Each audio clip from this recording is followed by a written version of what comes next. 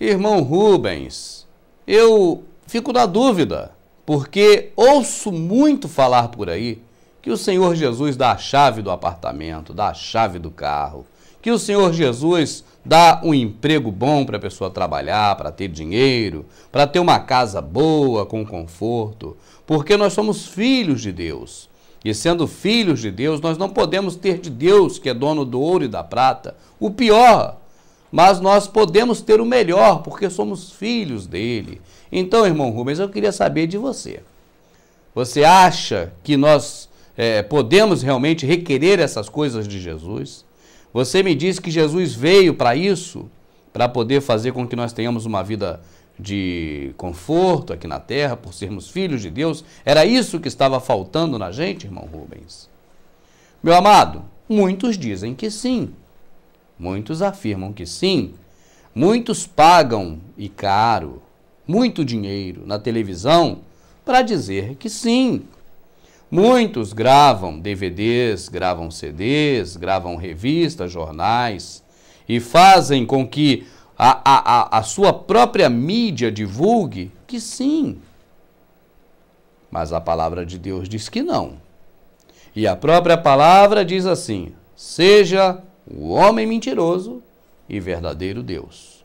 Então nós temos que fazer uma escolha. Nós ficamos com a mentira do homem ou com a verdade de Deus? Essa pergunta eu não sei quem me fez, né? Porque não deixou o nome, mas a pergunta é essa: para que Jesus morreu na cruz? Meu amado, primeiro, nós temos que ter uma visão de Jesus sobre dois aspectos.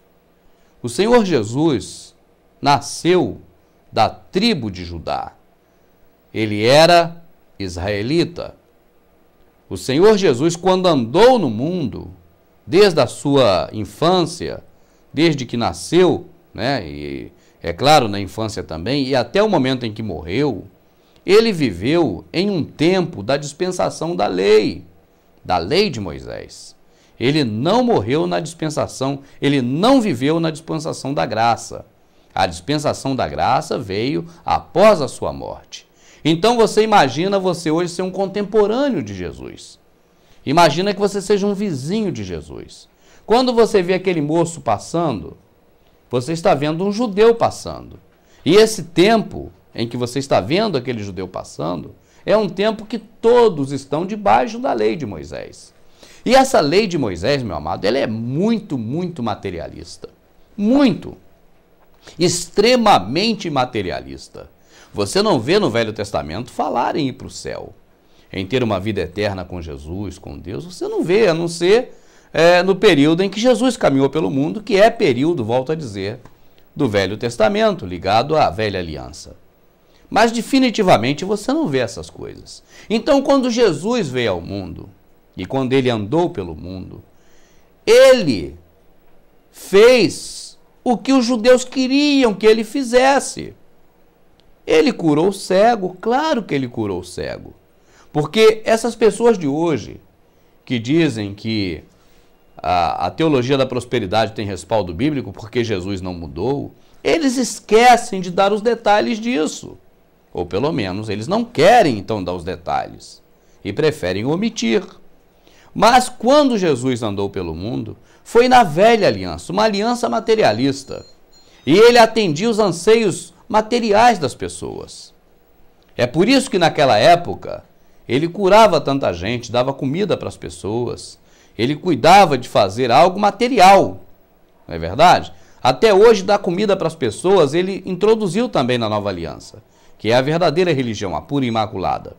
É atender o órfão, a viúva e o viajante nas suas aflições.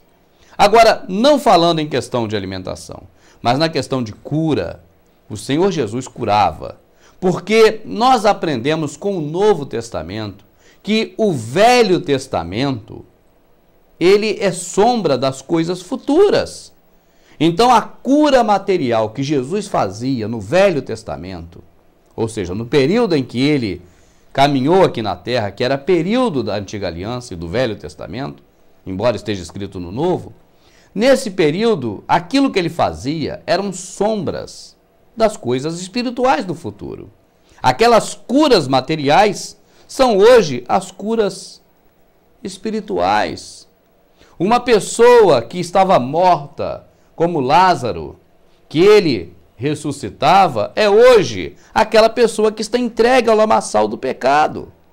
Está morto nos seus pecados e delitos. É assim que a Bíblia fala. Então, há ressurreição, quando essa pessoa se converte ao Senhor. Hoje, aquele cego de Jericó, ou outro cego que tinha naquelas passagens, em que Jesus abria os olhos das pessoas e fazia enxergar, é o cego espiritual de hoje, que não enxerga a salvação que há em Jesus. Então, assim, meu amado, nós podemos constatar que a velha aliança, ela é, na verdade, sombra da nova aliança. É assim que está escrito na nova aliança. Se você não crer nisso porque eu falo, creia porque está escrito. Porque está escrito. As coisas do Velho Testamento são sombras das coisas futuras. Você quer ver um detalhe disso e uma prova assim, cabalística? Que inclusive os líderes religiosos omitem? Eu não omito. O que está na Bíblia não é para ser omitido. Eles correm de certas passagens bíblicas, porque eles não têm explicação para dar. E por que não tem explicação para dar? Porque eles não andam em sinceridade. E eles não falam a verdade abertamente, com medo das ovelhas saírem do aprisco e acabar o reinado deles. Tanto que eles dizem que foram ungidos, por isso eles se sentem reis, os reis dos apriscos deles. Então, sendo assim, deixa eu ver o tempo, estou com 6 minutos e 40. Então, sendo assim, olha só uma prova disso. A palavra de Deus, hora nenhuma, ela foi contra a bebida alcoólica. Hora nenhuma. Eu não faço apologia à bebida alcoólica e eu também não bebo bebida alcoólica. Mas a verdade, ela deve ser dita. A palavra, hora nenhuma, fala contra a bebida alcoólica. Ela fala contra a embriaguez, mas não a bebida alcoólica. Você está entendendo? Então, essa é a explicação que esses líderes não conseguem te dar. Olha, por exemplo, Jesus fez o primeiro milagre dele. Qual foi o primeiro milagre? Você sabe qual foi o primeiro milagre de Jesus? Você se lembra qual foi muito bem? Ele transformou água em bebida alcoólica.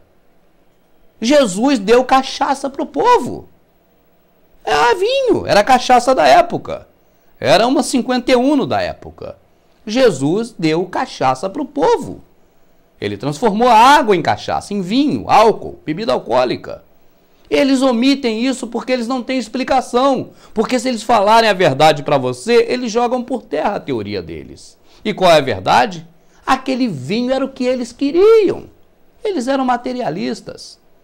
Eles eram totalmente humanistas. Então Jesus fez aquilo como sombra das coisas futuras, porque ele estava no Velho Testamento. E quais são as sombras das coisas futuras? O que era o vinho hoje? Você sabe muito bem o que era o vinho, espiritualmente falando. Mas tudo que o Senhor Jesus fez em vida, aquelas curas, aquelas coisas materiais, eram sombras das coisas de hoje, porque a palavra é clara e diz que o Velho Testamento são apenas sombras das coisas futuras. Mas eles não podem chegar a essa conclusão, porque senão vão ter que dizer que não é para comer o melhor dessa terra. E eles adoram dizer isso.